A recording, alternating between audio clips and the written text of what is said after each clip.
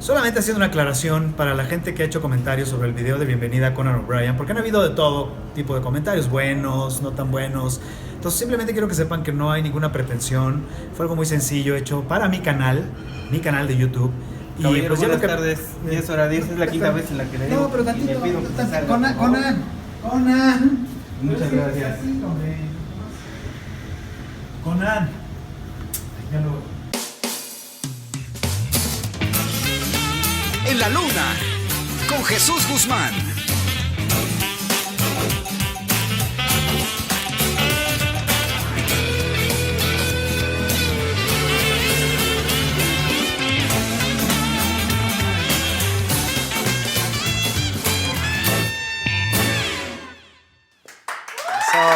Yeah. Bienvenidos en la luna. Bienvenidos en la luna. Ven cómo si hay gente. Bienvenidos en la luna con Jesús Guzmán. Hoy es un programa diferente, lo vamos a hacer distinto.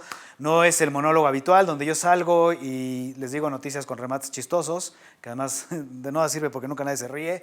Así que hoy les voy a contar más bien una historia que empezó hace unos 20 años, donde descubrí en la televisión a este conductor de tele norteamericano llamado Conan O'Brien, que sustituía a David Letterman y era un tipo alto, flaco, pálido, pelirrojo, con ojos de rendija, que poco a poco me empezó a ganar con su estilo de comedia irreverente y estúpida y tonta, pero me empezó a ganar mucho y me volví fan muy rápido. Tengo 20 años de ver sus segmentos como el Masturbating Bear, que era una botarga de oso que se masturbaba, Vomiting Kermit, que era una rana René que vomitaba y era todo lo que hacía, Pimpbot, que era un robot que era pimp o proxeneta, para decirlo en español, pero ese tipo de cosas y sus entrevistas, etc. Y hace poco tiempo dijo que venía a nuestro país y a la Ciudad de México, así que quise hacer algo para darle un poco de regreso de los años que me ha dado de risa y como para tener un toque cálido y decirle bienvenido, ¿no? Que es como si la gente en la calle se encuentra al Cuau, antes de que fuera político, ¿verdad? Si se lo encontraban y le hicieran así, pues es como decir, te conozco, me late lo que haces, soy tu cuate, ¿no? Es empatía, es crear un poco de empatía y calidez. Así que le hablé a las celebridades que conocía y a las que no conocía las tuve que conocer en ese momento para ponerlos a hacer el baile que él hace al principio de cada uno de sus programas, para hacer lo mismo, crear empatía, ¿no? Y decirle bienvenido. Y de repente un día, haciendo un show corporativo en Los Cabos, en Cabo San Lucas, viendo mi correo, veo que me escriben de su producción y que me dicen gracias por hacer este video y estate pendiente porque va a salir al aire esta misma noche. En cuanto empezaba yo a reaccionar, recibo un WhatsApp de mi esposa gritando, así como loca, y diciéndome, ve esto por favor, y le doy play, y resulta que nosotros y nuestro video salió en su programa. We're going to go down there and make a lot of friends, and I just found this out today. This was exciting. This is absolutely real. A talk show host named Jesus Guzman put together a video to welcome me to Mexico. And it features Mexican celebrities and then regular people on the street all doing an impression of yours truly. This is real. We didn't make this up. This is real, and it made me very happy. Take a look. Conan, esto es nuestra forma de decirte bienvenido a México. Conan, me encanta que estés en México. Bienvenido. Bienvenido, Conan. ¡Bienvenido, Conan! Bienvenido, Conan. Bienvenido a México.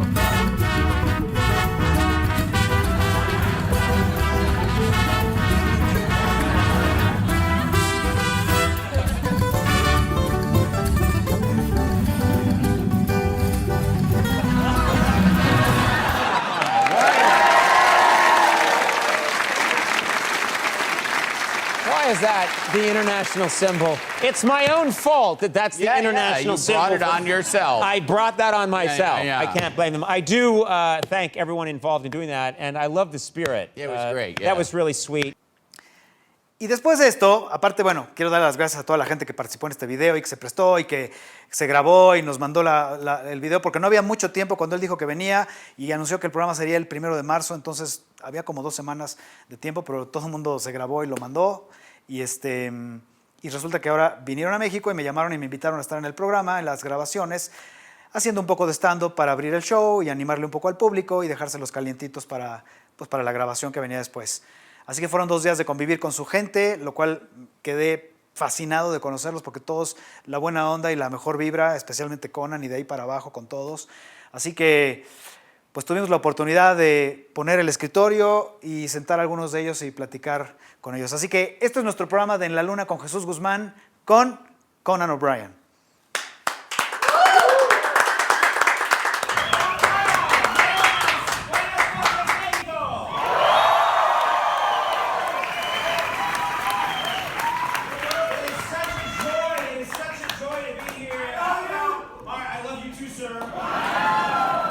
Y bueno, pues así comenzó nuestra plática con algunos de los colaboradores más cercanos de Conan. A ella no sé si la conozcan, los que son fans saben quién es porque él ha sacado en la mayoría de sus videos, en este tour que hizo por todo Estados Unidos, la sacó constantemente, es su asistente personal, o como ella dice, su asistente ejecutiva, y la ha sacado en varios clips y en varios programas en donde la ha corrido, recontratado, le ha buscado novio. Ella es Sona Movsesian, que además tuvo una actitud increíble. ¿Y por qué se los platico? Véanla. Aquí está Sona Movsesian en la Luna con Jesús Guzmán.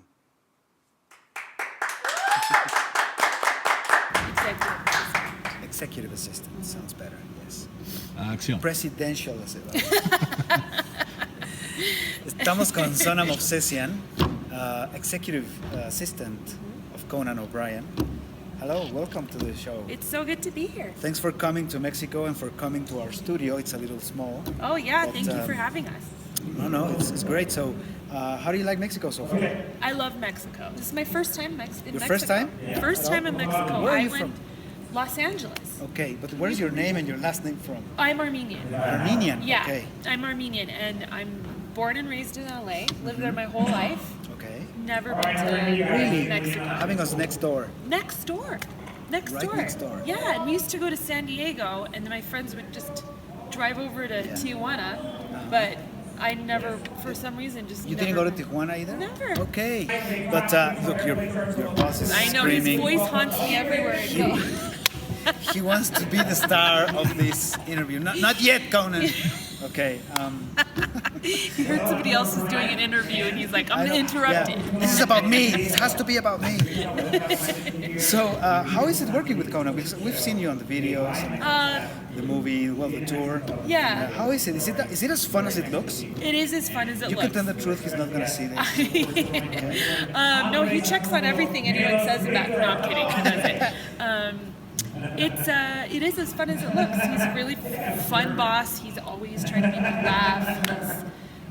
And we get to travel all over the place, so it's fun. Yeah, I mean that's why I've been doing it for 8 years. 8 years now. Yeah. How did you get there? How did you get the job? I applied for it, but I didn't know I was applying for that job. But You were not a fan? Were you a fan? I was a big fan and Okay. I wanted the job, but I didn't know I was applying for that job. I thought I was just applying to be a production assistant. I But wanted to then- be a waitress, and then I ended up being Conan's assistant. That's kind of how it happened. And then they How does just it pulled happen? I my didn't know I was resume. applying for that job, and then I got. They can't say Conan's looking for an assistant because Oh. they get too many applicants. So they instead what they did was they put up a job posting that was like for a production assistant, and then they pulled resumes from that were like qualified people, and I think they interviewed like a handful of people, and then there was a second interview that was a smaller group of people, and then I just got the job. And when they told you it was for Conan, what did you do? You go crazy? I was like, what? You became what they try to avoid. Exactly. The fan from hell. Well, I knew it was a job for his show. I just didn't know what job it was. Okay. And then when they called me to interview me, they were like, "We're not going to interview you to be a production assistant. We're going to interview you to be Conan's assistant." They're like, "Are you okay with that?" I was like, "Yes, okay." That's the the downside of it. No But downside. Is it an easy job? You know,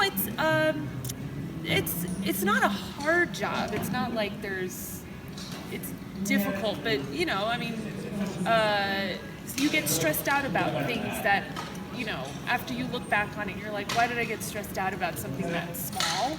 Okay. You know, like you have to worry about details, and I think that's probably Because one might think that you're, like you said, or like it shows on the videos, that you're laughing all the time and you're Yeah. having fun all the time.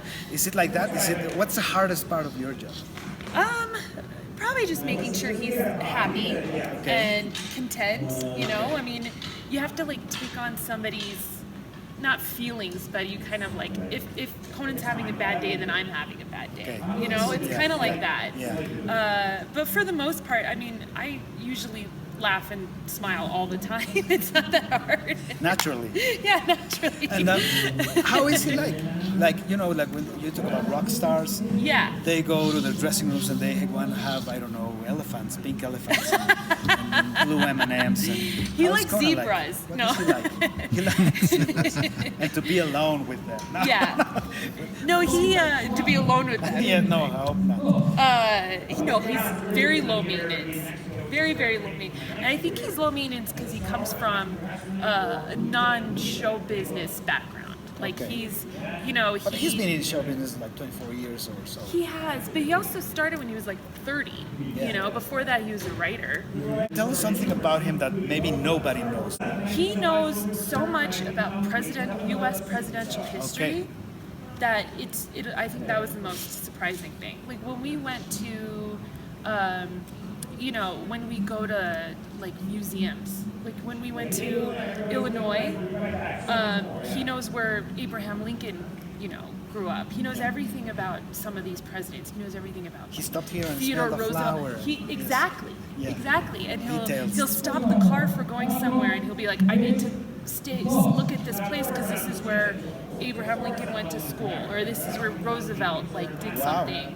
And so he goes, and sometimes if there's even like a museum with a tour guide, he sometimes knows more than the tour guide. Like he just Yeah. knows so much about presidential history. But it's specifically presidents. It's not about history in general. History in general he knows about, but I think presidential history is his like best his subject. favorite Topic. subject. Okay. I think. And then he's always reading books that are this thick about like about history and, you know, U.S. history specifically. And then, you know, he has this really one of his really good friends in New York. They'll get together and they'll just talk about all this, you know, all like history and what's going on and things. And I mean, I'll sit there and I'll feel so stupid because I have no idea what you're talking about. I'm like, I don't know. Yeah, I guess. But yeah, sometimes you forget how smart he is, you know. You work with a superstar and then you travel around the world and you get to meet all these celebrities. Are you also down to earth? How do you do it? No, 'Cause no. You seem so very easy. No. No? You're unsufferable. I have my own assistant. Yes, I know. We have to I get you actually in do here have a PA by who force. helps me out with things, but not a personal assistant. He's like someone who helps us out with like smaller things. But no, I think that I always remind myself that people know me because of him, so I don't try to pretend that I'm, you know, some sort of celebrity, because I'm not really. You know, I've been in a few things. You're here and famous there. now. Everybody knows you. I am surprised how many people recognize me. The biggest fans we have always know who I am, which is nice. Have people and I recognize try you to here? meet them. Oh yeah. I know it's very strange to be in a different country and have people who like. You guys Sona. didn't know there were people here that knew you, right? I had no idea. No, I never would have guessed that. We don't even air in some of the countries. They watch him on YouTube. Yeah. And I think it's because he's like he's just always like physical. Pinocchio-like? Yeah, this goofiness. Yeah. Making weird faces. This is Sona doing her impression of Conan. Now he's gonna watch this definitely. I'm gonna He's make gonna sure know what I he think of watches him. it. Well, it's been great having you here. Oh, this was fun. Thank you for coming to having the show, Me. Yes. and, I'll I'm let going you- to take a sip from this mug. 'Cause Yes, I love please. this mug. I keep touching the Yeah, side of I it. know, because it's my name, I know. And but it's great having you here. And anything else you want to do before you leave? You leave tomorrow, right? I leave tomorrow. Yeah, my best friend's family lives here. She's from here, so I want to try to see them if I can. But yeah, I want to explore the city a little bit more too. Okay. But we really don't have that much time. So. Well, if you need a guide, I'll be happy to. Yeah? Okay. I'll take you up on that. Yeah, Sona Movsesian en la luna con Jesús Guzmán. Y bueno, después de que Conan descubrió que para su asistente él solamente es esto, ahora sí definitivamente Sona está buscando trabajo. Así que aquí necesitamos un asistente, Sona, bienvenida cuando quieras. Y después llegó Andy Richter, que muchos de ustedes deben de conocer, que es el coconductor con Conan desde hace tiempo atrás, cuando estaban en Late Night después de Jay Leno. Perdón, Conan, por decir este nombre en este programa, pero los que son fans saben a qué me refiero. Y llegó Andy Richter y no sabíamos si fue una sorpresa, así que le pedí el primer día de los ensayos que se sentara a platicar con nosotros y fuimos al Green Room, en donde pues, la luz no estaba de lo mejor y estaba como oscuro y unos sillones ahí medio improvisados. Pero al día siguiente, cuando ya se grabaron los programas, tuvimos la oportunidad de meter el escritorio y le pedimos repetir su entrevista para que se viera un poco mejor. Y aceptó. Y esto es lo que platicamos con el buen Andy Richter, aquí en La Luna con Jesús Guzmán. Vamos a verlo. Bueno, pues estamos aquí en La Luna con Andy Richter. Andy, welcome. Hello. Welcome to the show. Thank you. Thanks for having coming me. to the show all the way from the United States. I know Sure. you just came for this. I know. I did. I know. Well, when you say coming all the way to the show, it's really about 30 yards from that doorway to over here. So yes, yeah. I know. We didn't know. It was a surprise that you came because nobody knew you were coming too. Oh, well, yes. We didn't want to start a panic. Didn't want. There's. You didn't want to get people too excited. Yes, you know? there were already too many young people hanging outside the hotel waiting for Justin Bieber while we were here. Okay. Yeah, every day when we pulled in, there was all kinds of teenagers standing, and we would pull in a van, and they would get excited, and the door would open up, and they Yeah. That's not Justin You came Bieber. out ready to sign something Yeah, close and right, now ready they to were not sing there for you. them. Yep. Okay. Yeah. You kind of look like him in a way. I look like 3 of him, maybe. Semblance. Yeah, So yeah. how did it go with the wrestlers? I know you went with the luchadores. It was fun. And, It was fun. Yeah, I used to be more of a pro wrestling fan than I am now. you know some moves? Just yeah. I mean, a few. Yeah, You're a dangerous man. So. Well, I don't know if it's anything I could, really use. I could probably do a pile driver, but Okay. you can't really do that. You'll break someone's neck. So, Yeah. but it was fun. It was fun. It was kind of get a chance to get into a real wrestling ring and put on a mask, and I got to leap off the ropes. Do a bit of a splash on the 4 wrestlers. And they were, "Are you going to be okay?" I was like, "Don't worry about me. It's the 4 guys I'm jumping on that I'm worried about." So. Yeah. Okay. Yeah. It was nice. I saw your character. It's Oh, very thank you, nice. thank It's you. very Yeah. nice. So, did you imagine that coming to Mexico you were going to find, because there are different type of fans, no? I mean, the fans that they just get excited because someone's coming and they're famous and they're on TV. Yeah, yeah. And they're the real fans who really show you that they know you. Sure. Did you think you were going to find that here? Did you find it? Yes, Okay. absolutely. The both audiences. We did 2 tapings just to kind of, because we had different. The elements of each show were a little different, but then some of it was repeated. But we were here. We had the studio for the day, so we thought, why not tape 2 shows and see if, So we had some choices in editing, and both crowds were just so appreciative and so energetic and so grateful, and it really does. It feels really nice. It's a nice, because, we do a show 4 days a week in Los Angeles, and there are some days where it feels like the people are a little bit like, it's nice and all, but they just they get a little blasé because they can go see 100 TV shows in Los Angeles. Exactly. So no, it was really great. It was really nice. And but did you anticipate? You didn't know what you were going to find. Or did you Not anticipate really. Well, it? I had somewhat of an idea. I know that Mexico City is a world capital. It's a cosmopolitan city. So I wasn't and I have Mexican friends that I know. This is an urbane place, so I wasn't expecting. People in Campesino get-ups. I knew there was people from Mexico City. Exactly. But in Televisa, where we are now, I actually had a little bit. I've heard a little bit of Televisa, and I knew that it was a big kind of major production studio that has all kinds of different programming. Yeah. And actually, my daughter watches a show called Violeta. Okay. Which is a teen Really? a teen telenovela. No. It's a telenovela for teens that Disney. I know.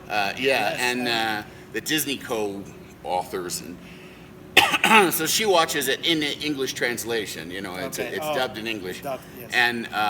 And I always, for some reason, I knew that was here. So My daughter will be. Like, I'm happy to see you. Well, yeah, because when I've seen that show, because she watches it so much, I know from being in television that most of the time when they're at a cafe, they're really inside a television studio. Yeah. Like it's like there's no you can just You kind of know that. when you know what a television studio looks like, well, there's see no the studio. there's no cars driving by, so it must be a studio. So Exactly. I kind of knew that.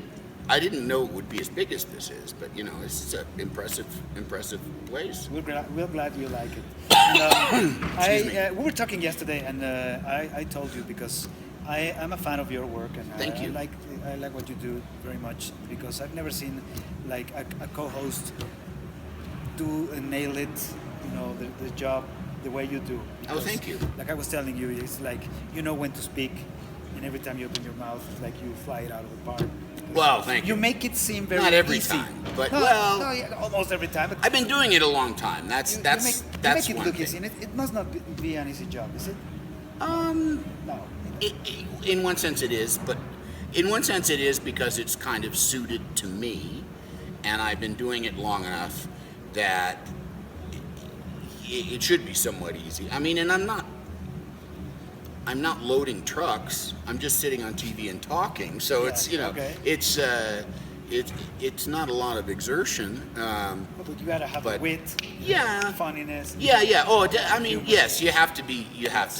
But that's kind of that's a kind of a learned skill. And if you have learned the technique, and there are techniques involved, you learn the technique, and if you have a facility for it, your brain does become muscular. You get quicker and you get sharper. It's a workout. Yes. Yeah, and so my job now is to be on TV, and so I can guest on shows and I can host game shows and things. Yeah, you're a big fan right now. I am. How's it It went well, and now it's just kind of waiting to see if they'll do more of them. Okay. It was a game show on ABC. We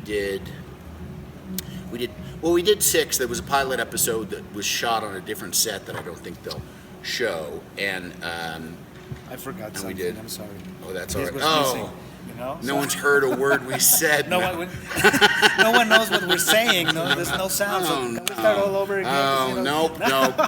You need to learn from your mistakes.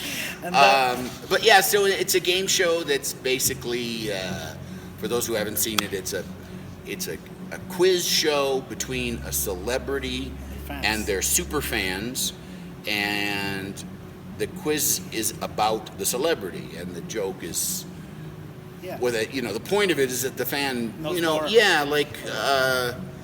like there was a woman, Aaron Rodgers, the Green Bay Packers quarterback, was one of them, and there was a woman that knew his SAT score, but she didn't know her own SAT score, and there was, the kid that won, or the kid that won the Kim Kardashian episode, he knew how many carats her engagement ring was, and she didn't. Really? Yeah. So some of the fans must get to a point where it's scary. A little. Well, that's kind of. Jimmy Kimmel produces the show, and that's kind of, I think, what appeals to him. He likes the idea that these people are a little broken, But I mean, these are people that literally have shrines to the source of their inspiration in their homes. And now we're just waiting to hear if they're going to pick up more of them. It's a tricky show to produce because you do need celebrities that have fans that build shrines to them. You can't do it with just any actor or any sports figure or any music person. It has to be somebody that really inspires. Yeah. I don't think there's anybody out there with shrines to me. I think I could host the show. I couldn't be the subject of the show. You don't know. I don't know. And if they did, that would be hiding behind the bushes. Pretty sad. Might be Conan. Yeah, maybe. Well, it's been great having you here. It was thank you great so that much. you guys came to Mexico City. Thank you. And as you see, there are a lot of fans. It was a lot of fun. We and had it was a great time. Great gesture.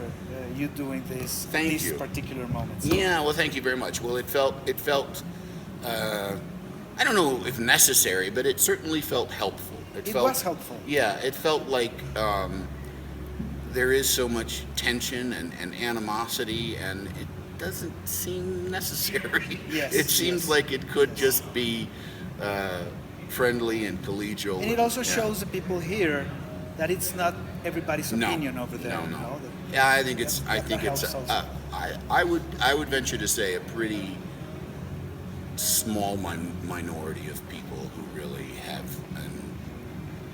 who are really up in arms about undocumented immigration. I know. And I'll keep following you on Twitter to read your opinions. Thank you. Thank you for coming here, and thanks for being in La Luna. Thank you Andy so Richter. much. Thank you. Como pueden ver, estoy afuera del camerino de Conan y ahí está su nombre etiquetado con un letrero perfectamente bien hecho, ¿no? Decoradito, con diseño y todo. Ok, ahora les voy a enseñar el mío. Y ahora me encuentro fuera de mi camerino. Ahí está mi nombre, muy bonito igual, con un letrero muy bonito. Y lo que quiero es hacer una comparación entre mi camerino y el camerino del expresidente de México, Vicente Fox. Hay una diferencia y se las voy a enseñar porque entiendo, hay niveles. Y pues ahí lo tienen, muy clara la diferencia, se ve luego, ¿no? Entre una persona y la otra, y entiendo también las diferencias, pues hay gente VIP y hay gente pues común y corriente, ¿no? Entonces ahí está el camerino de Jesús Guzmán y el camerino de Vicente Fox, expresidente de México. Y bueno, pues finalmente llegó el momento de la verdad.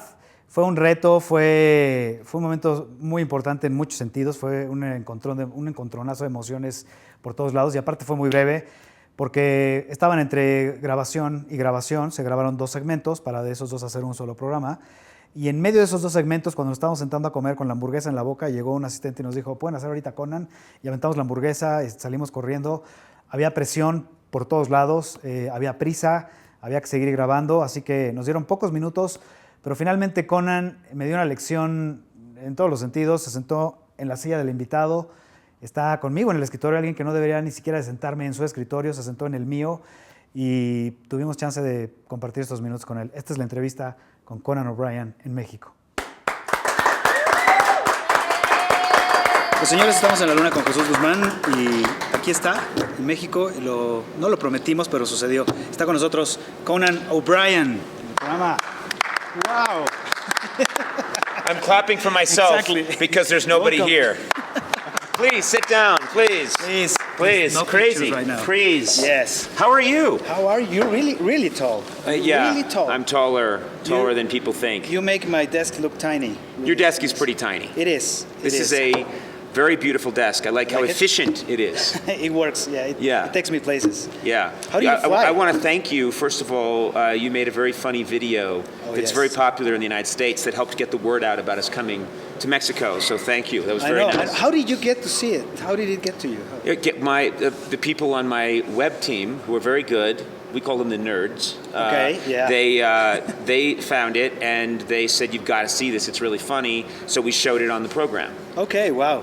To tell you the truth, honestly, I did that video because I wanted to get close to you because I want a picture with Triumph, the insult comic. Oh, I didn't bring Triumph. But it did. I know. I'm sorry. You know what I can do next know. time?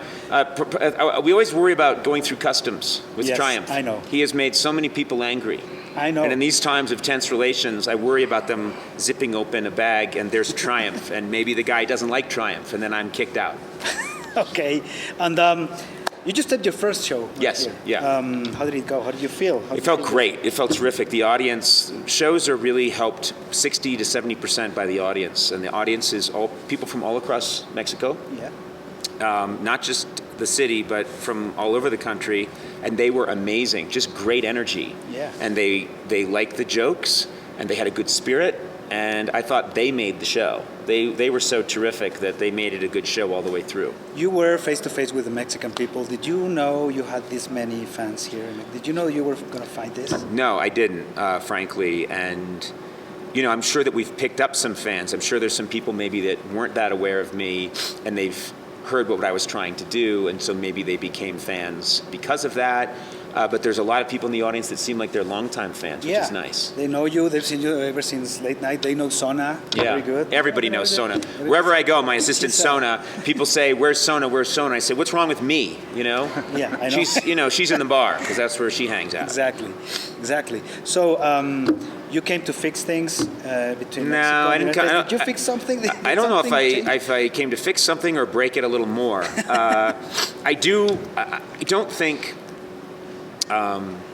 I don't think individuals, especially people like me, a comedian, I don't think we have a lot of power. I don't. I think we have the power to make people laugh. I don't think we have the power to change the world significantly. And so I like to be very humble about that. Yes. I do think, though, that just in talking to the Mexican people, it felt like they needed a nice gesture. They're very much in need of a nice gesture because they've been hearing these things and they need reassurance that just because you hear something a politician says at a rally that's hurtful to you and you see some people in the crowd cheering, it does not reflect what most of America feels. Exactly. Most of America is feels very warmly towards the people of Mexico. They understand how much Mexico's contributed to our nation and continues to contribute to our nation. And so most people get that.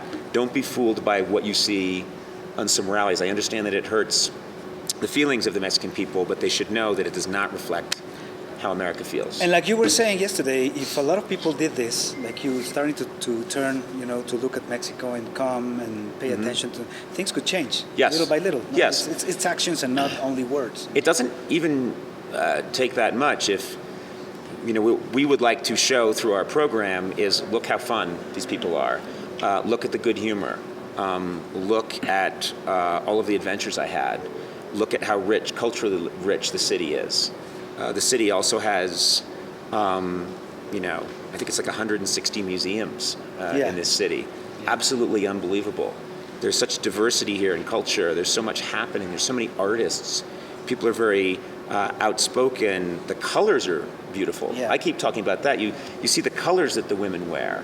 Yes. They're not afraid of color here, so just beautiful. See, I think in the U.S. right now, people, especially men and a lot of women there, people that could have nice clothes, they wear a lot of gray and black to be cool. But it's then you see it here and you go, oh my God! You see these women in powerful, We're not vibrant afraid colors. to wear pink. That's the problem. No, and the women here are absolutely gorgeous. But I think you guys know that. Yeah, we do.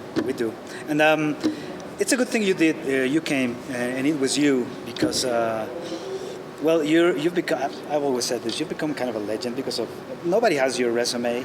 Nobody has done everything you've done, where you've been, had all these recognitions. And that's nice of you to say. No, and you've achieved a lot of things. And you're doing exactly what you wanted to do ever since you were a child. I know you liked comedy, but you didn't want to be a stand-up comedian. Right. You didn't want to be a comedy actor. I didn't want to be in a box. I didn't want to be put in. And I think what's nice about the way that I've been very lucky that the way my career evolved is that I get to do different things. I've now made a job where I can go to, have an idea to come to Mexico, come here. Televisa helps us because I have at least that level of recognition. Everyone understands what I'm doing because we've done these other travel shows and they see that the shows are done with goodwill. Exactly. The shows are done with humility and goodwill. I'm not there to laugh at the country. I actually want the country to laugh at me. So I think it's nice now that I have made myself the perfect job over the years. Exactly. That's what I was going to ask you. This doesn't happen to absolutely everybody. So how happy are you? Very happy. But the guy? problem is it's a tricky balance. Anyone that could tell you it's always a constant fight because you get happy. I'm very elated about this Mexico show. But then I might wake up in 2 days and be really nervous about it. I hope we can edit it all together just right and make no mistakes. And then I'll get into a depression. But then I'll be really excited because we'll make some good choices and then it will come out and I'll be really happy. But then 2 days later I'll say, what do we do now? Exactly. It's a little bit of a roller coaster. And that just comes with, I think, being a comedian or being someone who tries to make things for a living or tries to be creative is you're up, you're down, you're up, you're down. And the stress of what's next? What do I do next? What do I do next? Yeah, I don't know where to go. I might just come back to Mexico. I know you have another show to tape, so yes. I just wanted to finish off with this. I have 5 questions for you. Okay, bang, let's do it. These 5 questions are about your own career. Okay. Okay? There was a guy when you were in Harvard who invited you to go to the Lampoon meeting. Yeah. this guy who stuck his head into your room. Yes. Said, who was that guy? That was John O'Connor. Yes. John O'Connor said, come, he was my roommate, and he said, come to the Lampoon meeting with me. Okay, you were president of the Lampoon on your sophomore year, and you kept the position for 2 years. Yes. Who was the first guy? That only happened once before. I don't think it happened once before. It didn't? Well, a little different. Different people say maybe it did. Yeah, I don't think it happened before. Well, have it's Robert Benchley. That's what they say. I don't think so. No? I've heard that Benchley rumor, but I'm not buying it. Damn. When you took over Letterman, while things were picking up, you know, there was this mean reporter who said that you had to resume your previous personality, which was. I don't remember that. He said Conan Oblivion. Oh, Conan Oblivion. That's you remember right. Who was that guy? Yes, I think it was Tom Shales. Yeah, it was Tom Shales. Yes. And which song did Neil Young perform at your last Tonight Show night? Oh, Long May You Run. Exactly. Wow. And the last one, what was the date where you announced that you were going to have a show on TBS? Which was the same date you started your tour. Yeah, it was April of 2009. And I'm trying to figure out the exact date in April.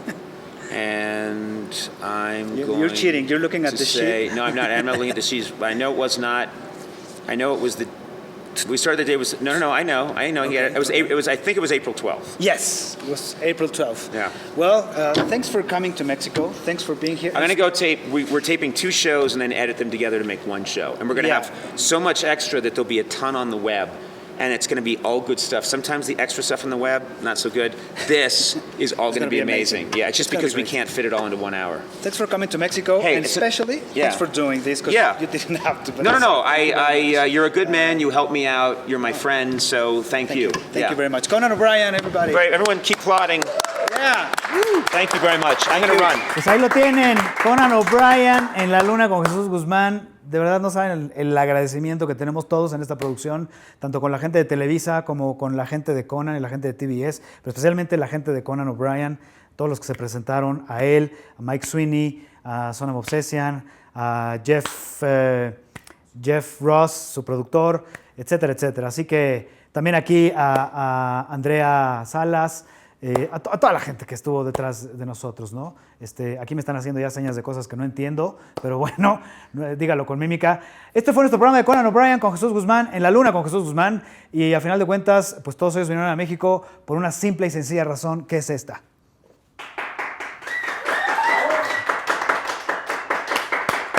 Gracias, nos vemos el próximo jueves.